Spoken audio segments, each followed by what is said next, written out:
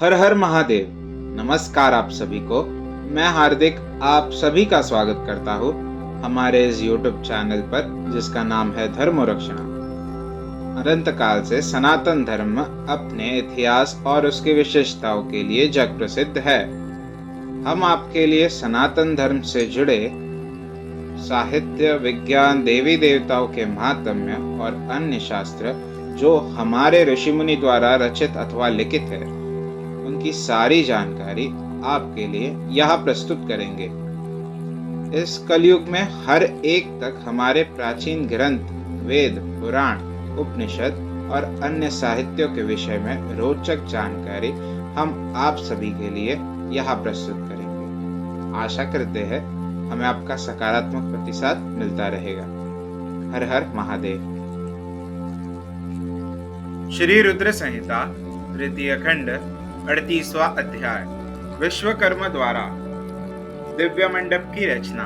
ब्रह्मा जी बोले, हे मुनि श्रेष्ठ नारद, शैलराज हिमालय ने अपने नगर को बारात के स्वागत के लिए विभिन्न प्रकार से सजाना शुरू कर दिया। हर जगह की सफाई का विशेष ध्यान रखा गया। सड़कों को साफ कराया गया और उन पर छिड़काव कराया गया। तत्पश्चात उन्हें बहुमूल्य साधनों से सुसज्जित एवं शोभित किया गया। प्रत्येक घर के दरवाजे पर केले का मांगलिक पेड़ लगाया गया। आम के पत्तों को रेशम के धागे से बांधकर सुंदर बंधनवारें बनाई गई। विभिन्न प्रकार के सुगंधित फूलों से हर स्थान को सजाया गया।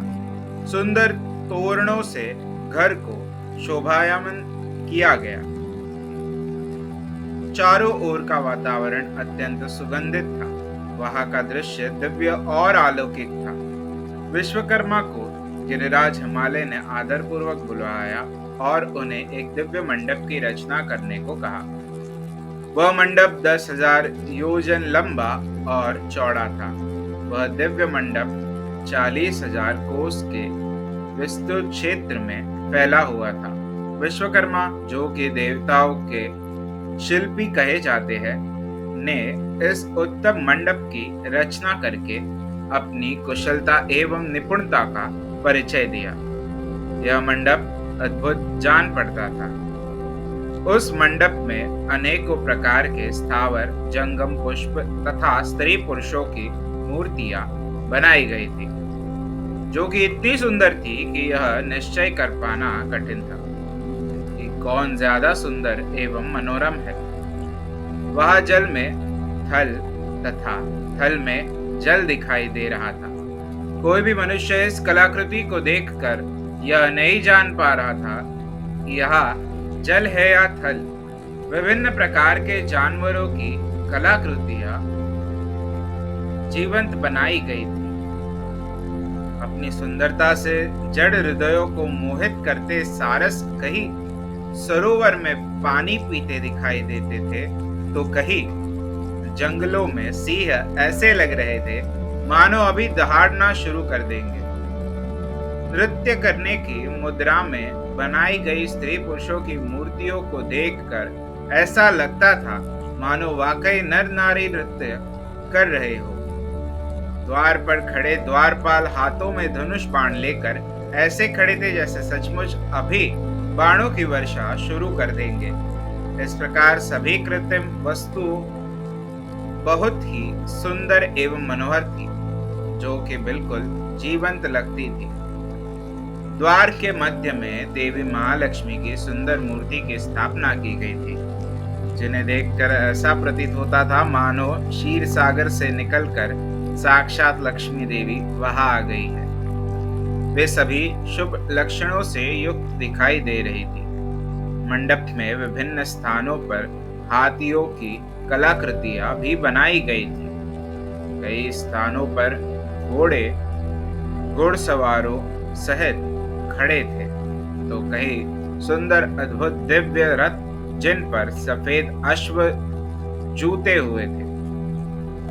मंडप के मुख्य द्वार पर नंदीश्वर, जो कि शिवजी की सवारी है, की मूर्ति बनाई गई थी, जो कि स्फटिक मणि के समान चमक रही थी। उसके ऊपर दिव्य पुष्प विमान की रचना की गई थी, जिसे पल्लवों और सफेद चामरों से सजाया गया था। विश्वकर्मा द्वारा समस्त देवताओं की भी प्रतिमूर्ति की रचना की गई थी, जो कि हूबहू वास्तविक देवताओं से मिलती थी।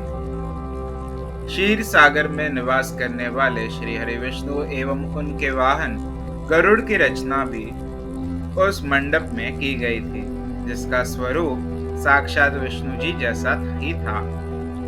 इस प्रकार विश्वकर्मा द्वारा जगत के सृष्टिकर्ता ब्रह्मा जी की भी प्रतिमा उनके पुत्रों और वेदों सहित बनाई गई थी। साथ ही वह प्रतिमा वैदिक सूक्तों का पाठ करती हुई दिखाई देती थी। स्वर्ग के राजा देवेंद्र अर्थात इंद्र एवं उनके वाहन ऐरावत हाथी की मूर्तियां भी जीवंत थी। इस प्रकार विश्वकर्मा द्वारा बनाई गई सभी कलाकृतियां कला का अद्भुत नमूना थी, जो कि दिव्य एवं मनोरम थी, जिन्हें देखकर यह जान पाना अत्यंत मुश्किल ही नहीं नामुमकिन था कि वे असली है या फिर नकली।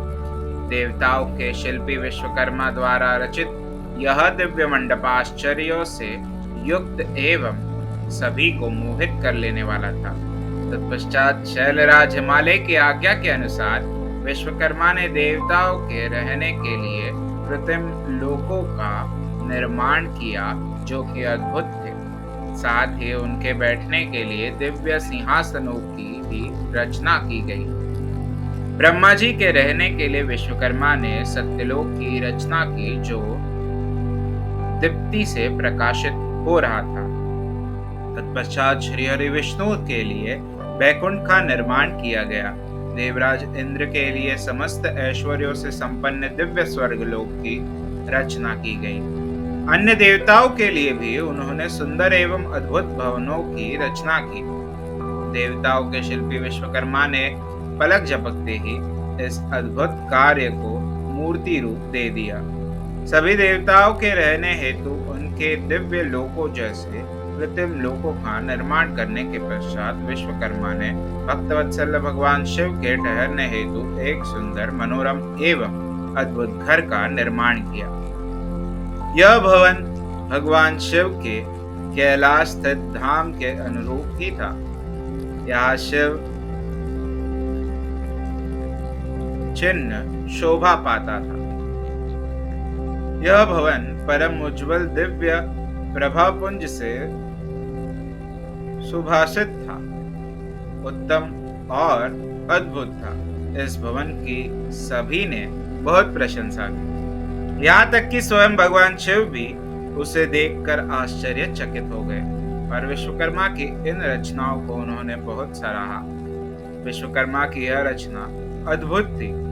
इस प्रकार जब सुंदर एवं दिव्य मनोरम मंडप की रचना हो गई और सभी देवताओं के ठहरने के लिए यथायोग्य लोकों का भी निर्माण कर दिया गया, तो शैलराज हिमालय ने विश्वकर्मा को बहुत बहुत धन्यवाद दिया। तत्पश्चात हिमालय प्रसन्नता पूर्वक भगवान शिव के शुभागमन की प्रतीक्षा करने लगे। हे नारद, इस प्रकार मैंने वहां का सारा वृत्तांत तुम्हें सुना दिया है। अब आप और क्या सुनना चाहते हैं? अध्याय 38वां समाप्त। हमारे कार्य की सराहना करते हुए इस YouTube चैनल को सब्सक्राइब करें, वीडियोस को शेयर करें और लाइक करें। हमारे कार्य मानव जाति के हित हेतु अधिकांश मानव जाति तक पहुंचाने में हमारी सहायता करें। भविष्य में हमारे सनातन धर्म के विषय में अधिक जानकारी प्राप्त करने हेतु हमारे साथ बने रहे इस YouTube चैनल पर, जिसका नाम है धर्मो रक्षणा। धर्मो रक्षति रक्षतः। हर हर महादेव।